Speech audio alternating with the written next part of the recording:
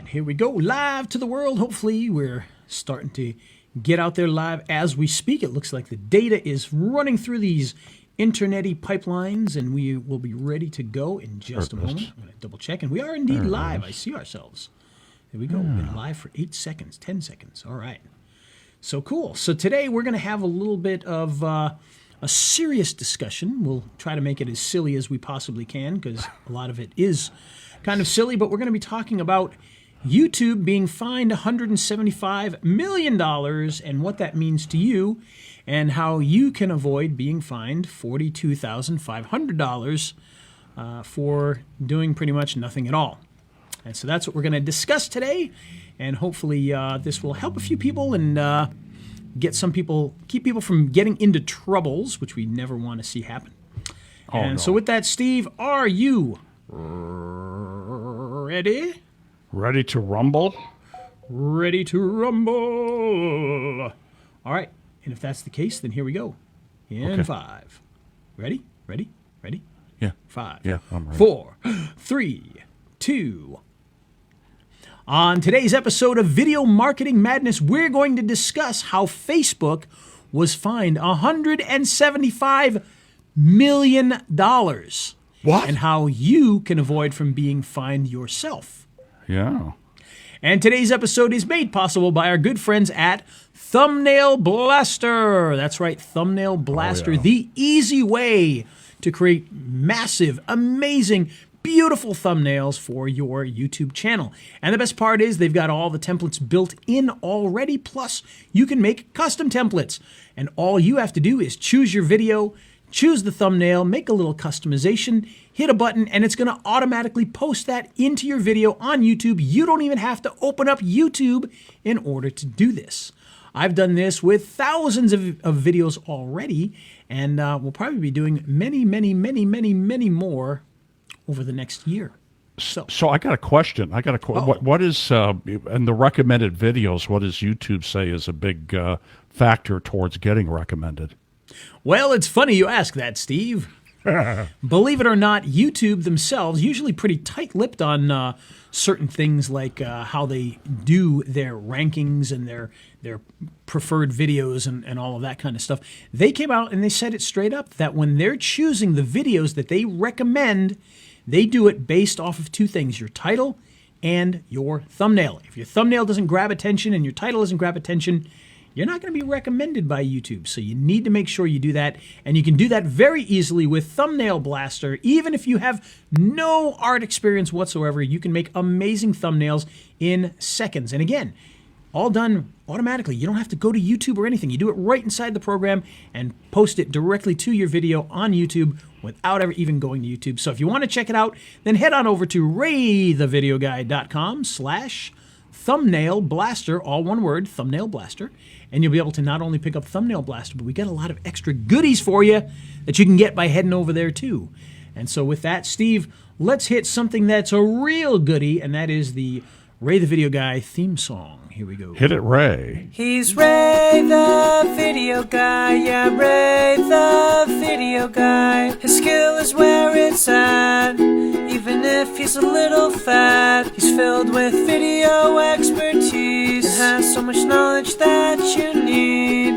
His YouTube ninja tricks can make your marketing so sick. He's Ray the Video Guy, yeah, Ray the Video Guy.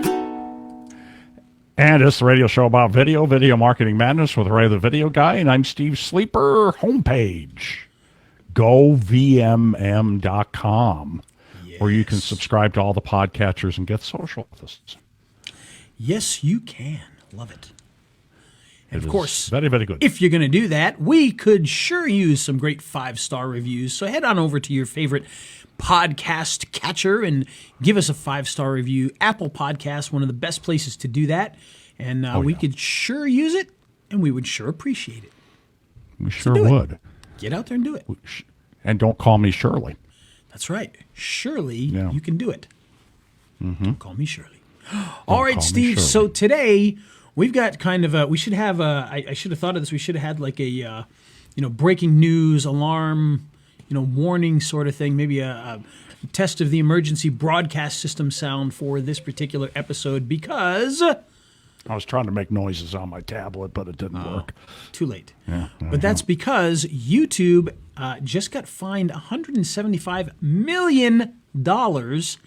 And because of that, they are now requiring some new things on YouTube that you have to pay attention to. And we'll talk about why you have to pay attention to it, why you could get yourself into trouble, and why you probably won't get yourself into trouble. But you do want to take some sort of action because the fine is YouTube got $175 million, but if you break the rule now, it's $42,500 per video that you cause havoc with, based on government findings of what that havoc is. So you got to make sure that you take care of this. And what I'm talking about is what's called COPPA, COPPA, which is the Children's Online Privacy and Protection Act. Now, this is an act that started way back in the early 2000s when the internet was really starting to take off. And it was there to try and protect children's privacy from predators online. Well, a few years later, they updated that a little bit and made some changes to it and included new things. And now they've updated it again, and they're including all sorts of things that really make no sense when it comes to protecting children. Quite honestly, I think, this is my opinion, and my opinion only. I think somebody in the government said, hey, you know what? We could probably fine these guys $175 million if we interpret this a little bit differently. And that's kind of what they did. And so what I'm talking about here is dealing with declaring your content as either for children or not for children.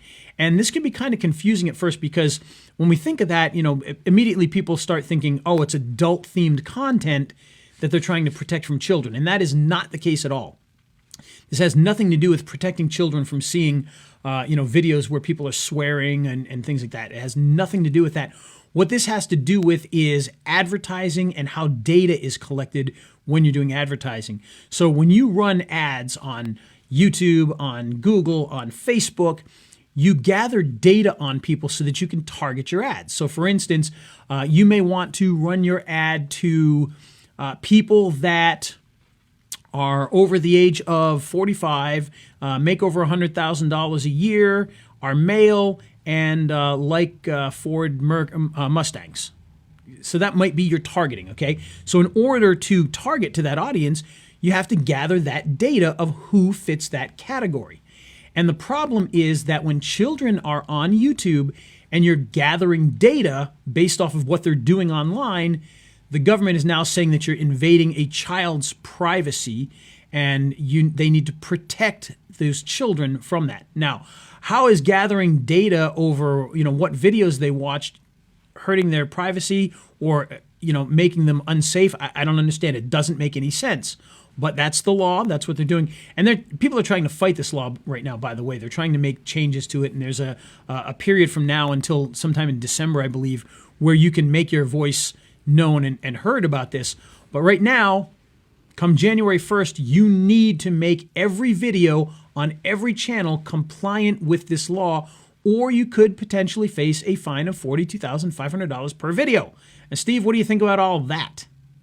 Well, I first of all have gone out to all my channels, and in the settings, overall settings, I just say my channel doesn't make any videos for kids, so I'm good there. The thing that you and I were discussing before the show started was, okay, WWE, that would be an example. Kids watch WWE. It's really not meant for kids. There's some stuff that's maybe slightly risque. And typically what they're doing is watching it on their parents' channel. So, what I asked you before we went on the air is if a tree falls in the woods and nobody's there, does it make any sound, And well, unfortunately, it does, at least to an extent, because, I think WWE is a perfect example of that because they fall in a category where a lot of their stuff isn't really meant for children, but at the same time, they do target children. That's a big part of their audience. Now, does that mean that their YouTube content is for children? The answer is technically a no, but it could be construed as a yes, and therefore, if they're not running their advertising based off of that, they could get fined for misdeclaring that. Now, another huge category for this is video games. All of those video game videos that are out there of people playing different games, that's going to be hit majorly. There's going to be a lot of people in that industry losing a ton of money if they cannot do targeted ads anymore, because they could determine that, oh, well, this is children that are watching this. And by the way, children in terms of YouTube and in terms of the government, or at least in terms of YouTube, is 13 and under, and I believe the government is the same with that.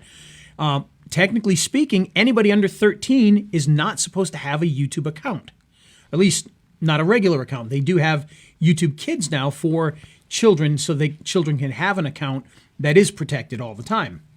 So the problem here is, one, this government law was not meant for this. This government law was meant to protect children from online predators. And running advertising is not the same thing. And it really should not even come in the same world. But it does, unfortunately, at least for now. The other part of that is, if parents are letting their kids use their account, which they're not supposed to do, technically speaking, why is that the online video producer's fault? And why should they be fined?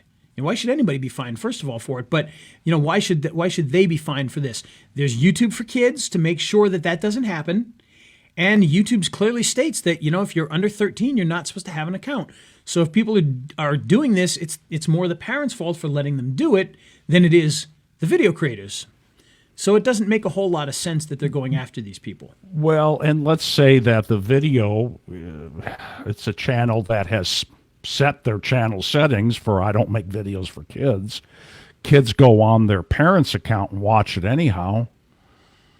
I don't get it. How's the government going to know who's actually watching? That's part of the problem.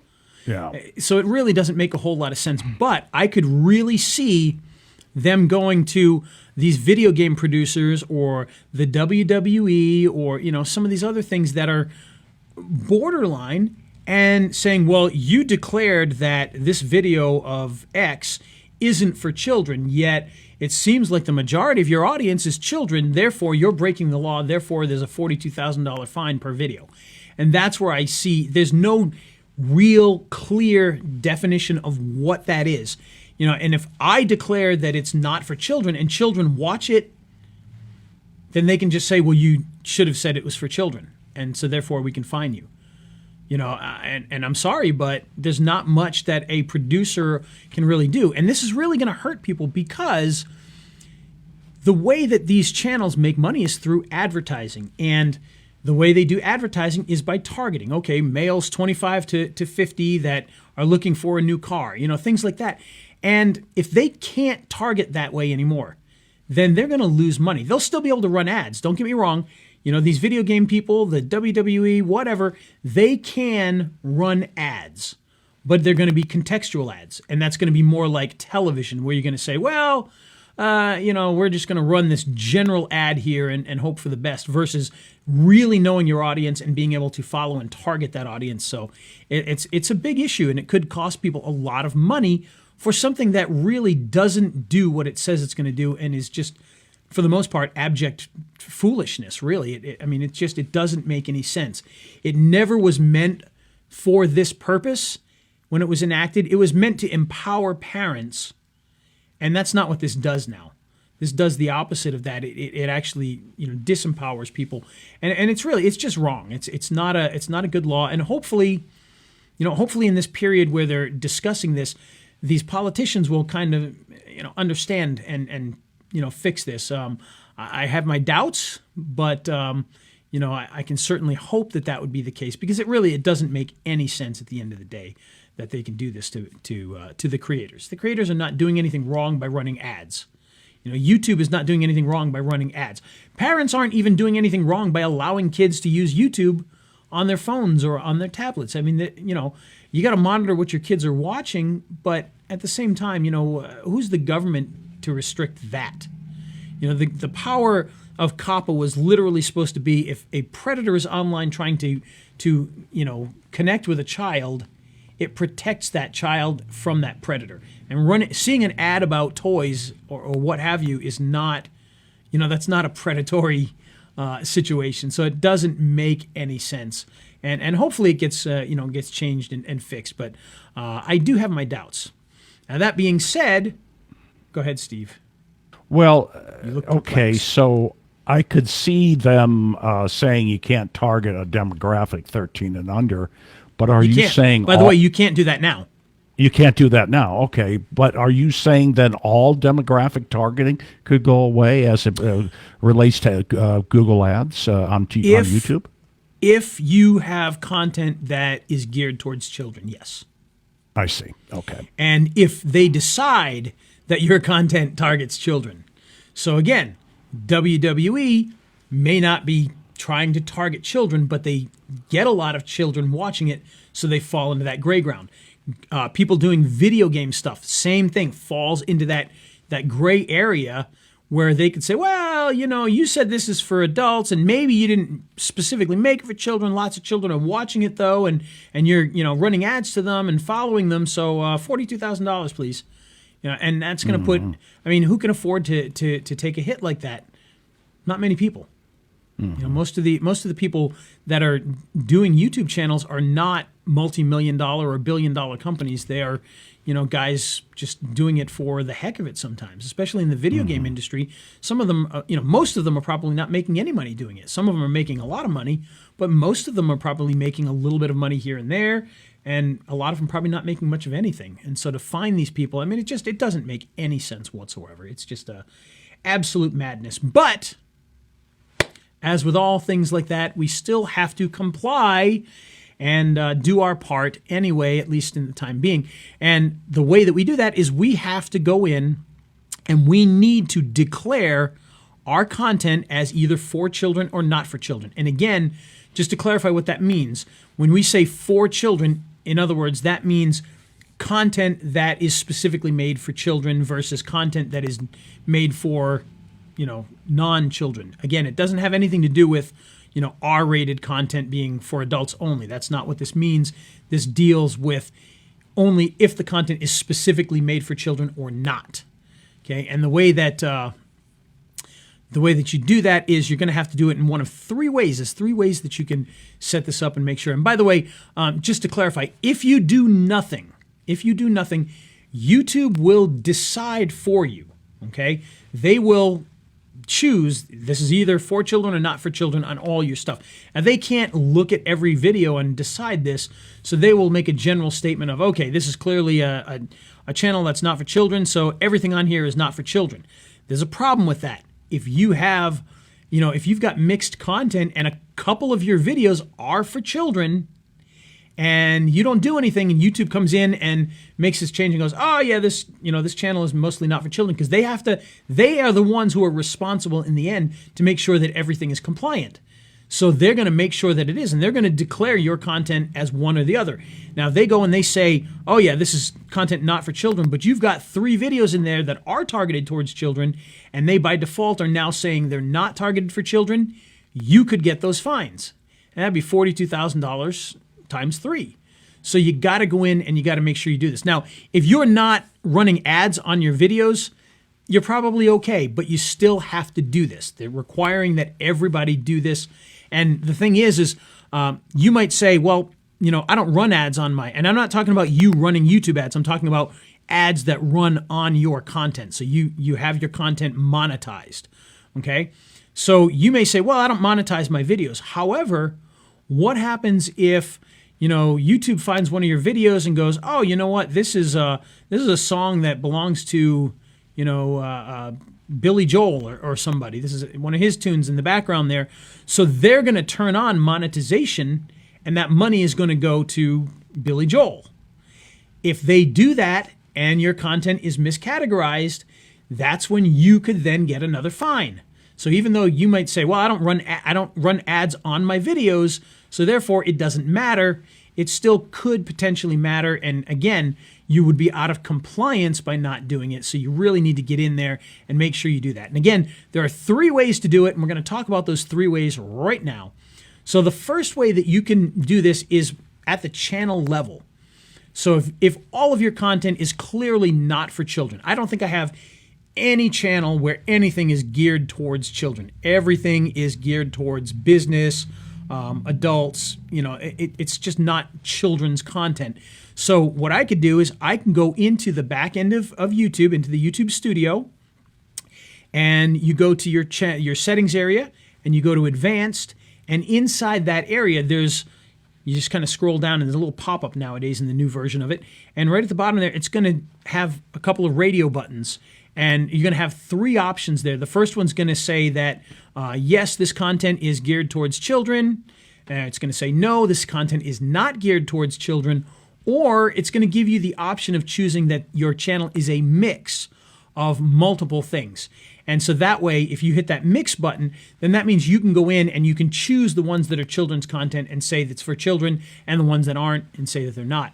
Now, that's just one way. That's going to do it at a channel level. So in my case, and in Steve's case, you're going to choose, no, this content is not geared for children, and then your whole channel should be all set from there forward. Okay? Now, you need to do this on an individual basis. You need to go back into your YouTube studio, go to your videos area where it lists all your videos, and now what you need to do is choose all the videos that are for children, and then you're going to hit the edit button at the top, and you're going to go to audience, and then inside the audience area, you're going to say this content is geared for children. You hit the button, and it's going to turn all of those videos into content that's geared towards children. You can then choose all the ones that are not geared towards children and do the exact opposite and say that it is not, and then you'll be all set and compliant there. The third place that you'll be able to do this is when you're actually uploading a video. So when you go to upload a video, right now, as a matter of fact, if you upload a video right now, you'll see the normal upload that you're used to, but up at the top, there's probably going to be a blue bar.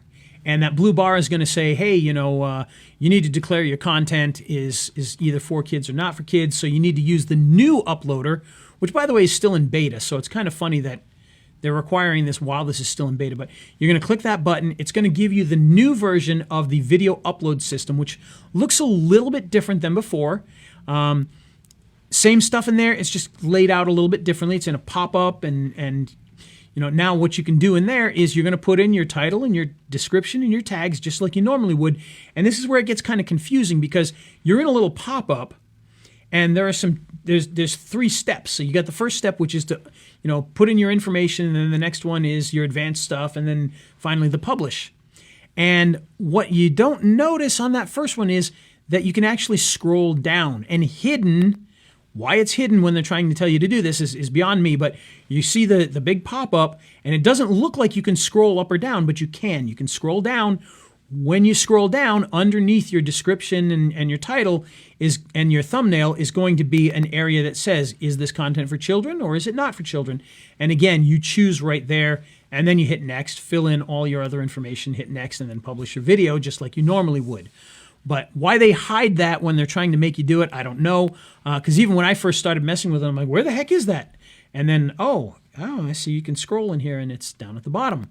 But you don't see a scroll bar on the side. You can't tell that it scrolls down, but it actually does. It's just kind of hidden there. So that's what you need to do. And this needs to be done so that all of your videos are in compliance with this. And make sure that you do it correctly. Don't just declare your channel all for not for children if maybe some of it could be. You got to pay attention to it. And quite honestly, if you're not running ads on your videos, and again, I'm not talking about you running YouTube ads, I'm talking about other people's ads running on your videos. If you're not doing that, you're probably going to be safe for the most part, but you still need to do this to be in compliance, because there's nothing saying that Google's not going to shut down videos or shut down your account if you're not doing this and making it compliant. So you definitely need to get out there, get this done. It doesn't take very long once you know how to do it. You just go in there, make the changes, and boom, you're ready to go. So it's a pretty easy process. Steve, how did you find the process? You thought it was pretty easy, right?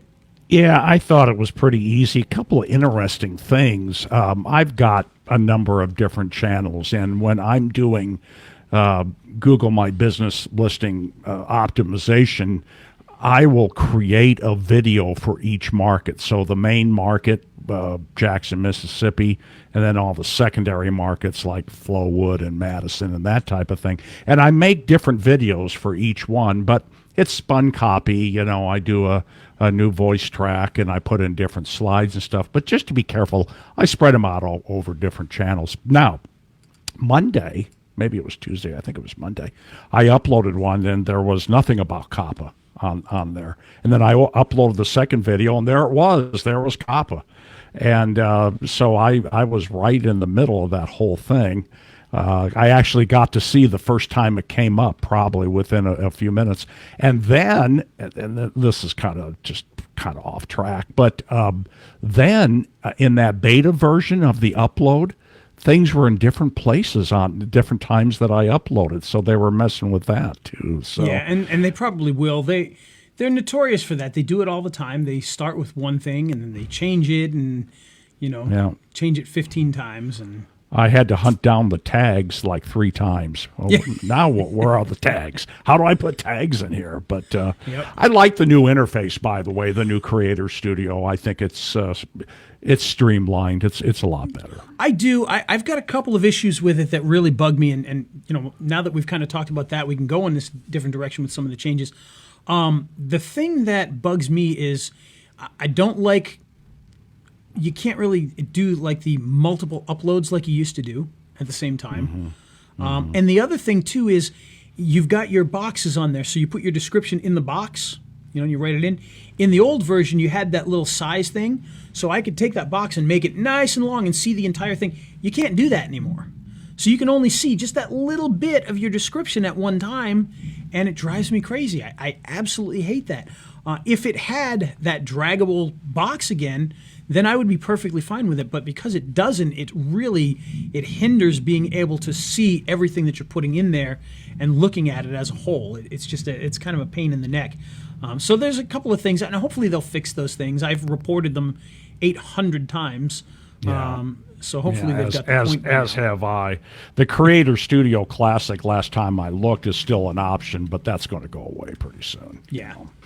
I do that quite often. I still go back to the Classic sometimes because I don't, as long as the beta's been out there and everything, I still can't remember where things are sometimes. And I'm like, just go to the Classic. So. Well, especially if you're in a hurry, yeah. Yeah. Which we're all time poor. We all got too much to do and not enough time to do it. So, but yeah, this is interesting stuff, and I don't know how it's going to be arbitrary if they police it. People are going to get fined for doing nothing. You can see it coming. I'm willing to bet that the WWE would be fined a lot more quickly than some random YouTube gamer, if you know what I mean. So.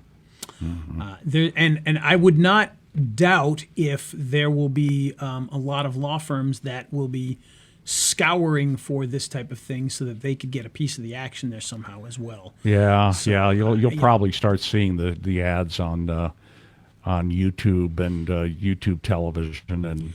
Well, because here's the thing: if you think about this, right? Let's say that the government does declare a company like the WWE, which is $1 billion company. So, and they've got mixed content like that. Let's say that the government does come along and say, let's say they don't even find them. Let's say they don't find them. They just say, hey, you got some things in here. You should probably change them. And they give them a warning. Well, what's to stop a lawyer from turning around and going, the government said you had wrong content and you injured my clients by invading their privacy as kids. We're suing you for $20 million. I can see that going down that road. I could see the litigation coming from that. Especially, yeah, and the WWE is a good example because they got money. An attorney's not going to sue you, by the way, unless you got some money. Because in most cases they're working on contingency. They're going to get a big piece of it. So if you've got money, they're going to sue you, and if you don't, they're not going to sue you. So that's why the average gamer probably won't get picked on. But we'll see. No. But they could certainly get their stuff shut down and lose money. Oh yeah. Because here's the other thing. What if instead of fining, so and so $42,000, YouTube comes along and goes, you violated this. We're shutting off your monetization. Yeah. And you just went from making $200 grand a year in monetization to zero overnight because they decided that, you said your stuff wasn't for kids and they decided it was. Mm-hmm. So, and I don't know if that'll happen, but I wouldn't doubt it. I wouldn't doubt it for 1 second. Wouldn't surprise me. It wouldn't shock me. Let's put it that way.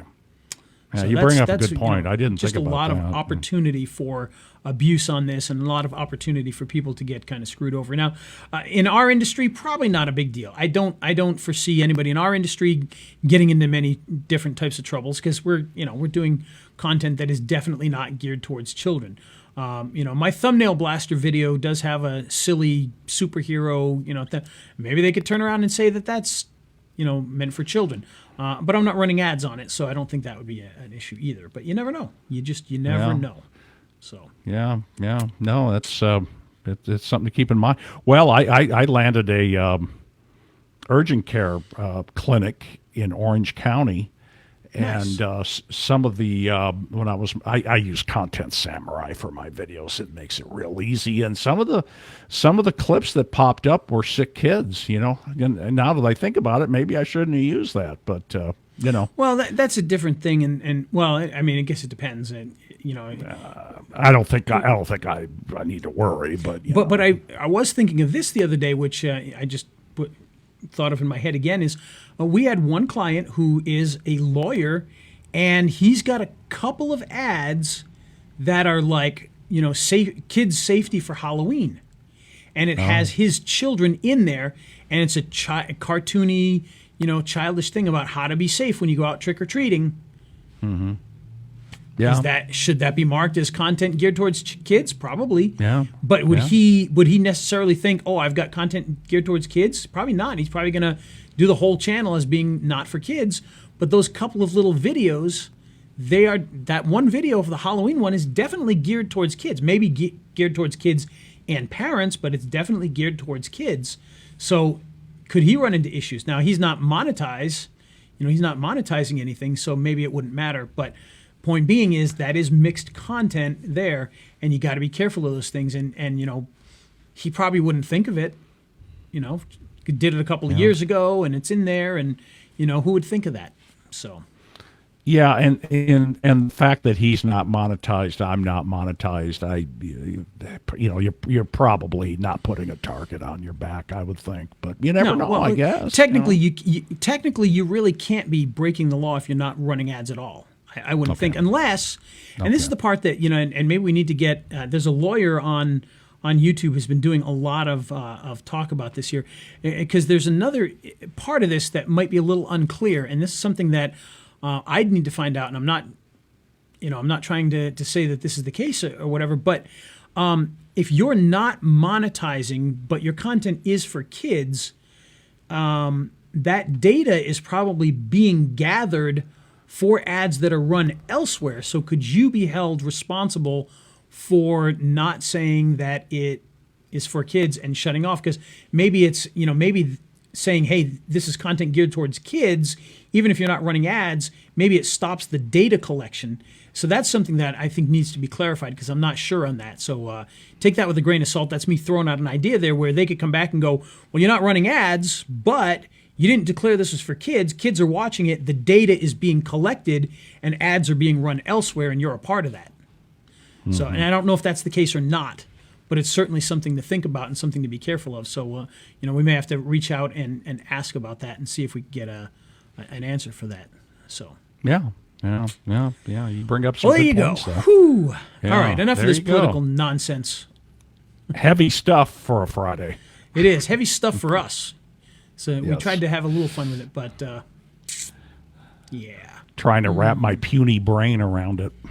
It's definitely crazy. It is crazy. It is crazy stuff. Yeah. So, all right. Well, like I said, with that, kind of a less upbeat, exciting episode, but something very, very important that people do need to pay attention to. So, felt it was important to do that.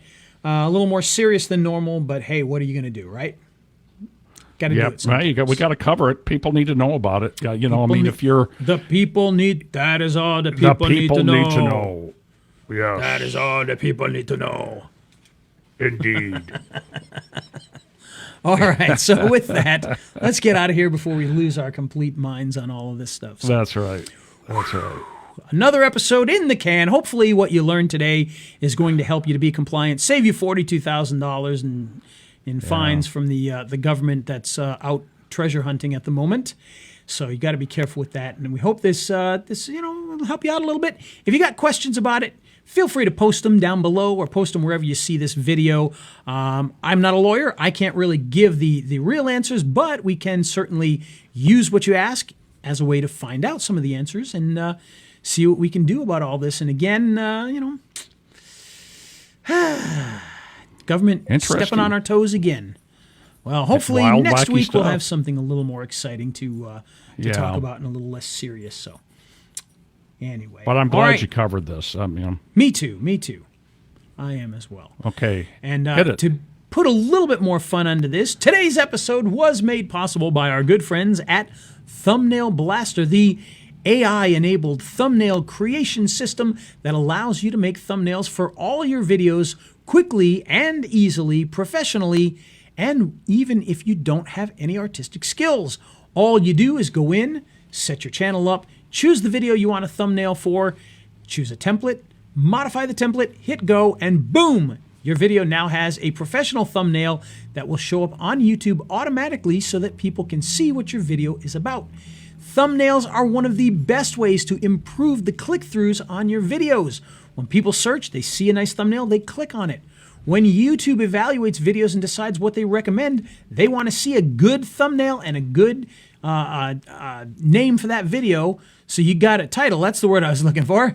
You got to have a good title, and they will recommend your video a lot more likely to have that happen. So, check it out, Thumbnail Blaster. I'm going to stop babbling through this this read and just tell you, get Thumbnail Blaster. RayTheVideoGuy.com/Thumbnail Blaster, all one word, and you'll be able to start making thumbnails like a pro today and for your clients. I make them for clients. Clients come to me and they say, hey, fix my videos up. Okay, we're going to do thumbnails on all 100 of your videos. And the great thing is those clients think you're going to be putting in a whole lot of work for those 100 videos. So you can charge them pretty good. I'm going to do 100 thumbnails for your videos. And you can literally do each of them just boom, boom, boom, boom, boom, and get them done very, very quickly and get a nice little, weekend reward in your pocket. So check it out, Thumbnail Blaster, RayTheVideoGuy.com/Thumbnail Blaster, and we'll see you guys next week. Have a good one, everybody. Have a good weekend. He's Ray the Video Guy, yeah, Ray the Video Guy. His skill is where it's at, even if he's a little fat. He's filled with video expertise and has so much knowledge that you need. His YouTube ninja tricks can make your marketing so sick. He's Ray the Video Guy, yeah, Ray the Video Guy.